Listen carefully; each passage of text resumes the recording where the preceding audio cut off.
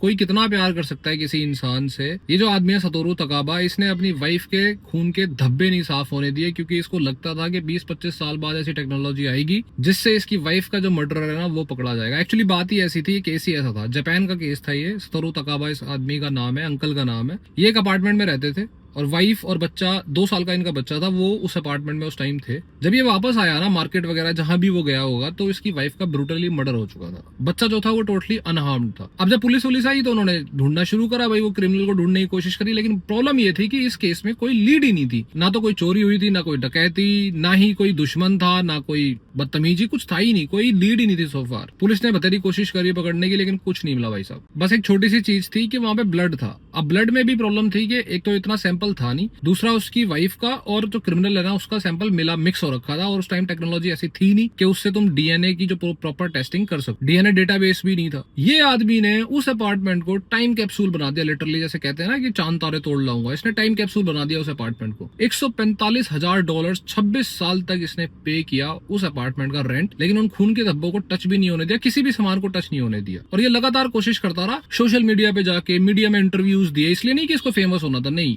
क्योंकि इसको पकड़ना था। इसको था कि केस मेरा ठंडा नहीं होना चाहिए किसी भी केस में। इनफैक्ट एक टाइम पे तो जब 15 साल गुजर गए ना, तो जापान में एक लॉ होता था कि भाई 15 साल के बाद में केस बंद कर दो, अगर तुम्हें कुछ मिल नहीं रहा है तो। फालतू के रिसोर्सेस वेस्ट कर रहे हो, कुछ मतलब नहीं बन रहा। इस आदमी ने एनजीओ ज्वाइन करे और वहां से जो लॉ मेकर्स होते हैं ना, पार्लियामेंट में जो लोग बैठते हैं, उनके पास जा जाके इसने इतनी अच्छी लॉबिंग करी कि भाई फोर्स करा उनको, और एक नेशनल लेवल का जापान का लॉ चेंज कराया कि 15 साल के बाद में भी जांच हो सकती है। उसके बाद भी ऐसा नहीं है कि पुलिस ने डायरेक्टली पकड़ लिया, फिर भी ये कोशिश करता रहा कि पुलिस ऑफिसर्स को कन्विंस करे, कुछ हो। फाइनली एक पुलिस ऑफिसर जो है वो एग्री करा, उसने केस को रीओपन करा। और उस टाइम जो डीएनए की टेक्नोलॉजी थी ना वो ऐसे आ चुकी थी कि अगर छोटा सा भी सैंपल है ना, उसमें ब्लड भी मिले हुए हो किसी और के, तब भी वो उस सैंपलिंग से पता कर लेंगे किसका ब्लड है। ऊपर से जापान के पास डेटाबेस भी अच्छा खासा आ चुका था। उसने रन करा टेस्टिंग उस ब्लड सैंपल से जो 26 साल पुराना था, और आप सरप्राइज हो जाओगे कि वो डीएनए जो है वो किससे मिला। एक्चुअली उनकी स्कूल की पुरानी एक दोस्त थी जो उनके ही अपार्टमेंट के बगल में रह रही थी कई सालों से। उसकी प्रॉब्लम ये थी कि जब वो 10th क्लास में थे सारे, तब उस लड़की का प्रपोजल सतोरू तकावा ने रिजेक्ट कर दिया था। अब उसकी जो होने वाली वाइफ है उस पे उसने उस चीज का गुस्सा निकाला। इस आदमी ने लिटरली चांद तारे तोड़ दिए यार।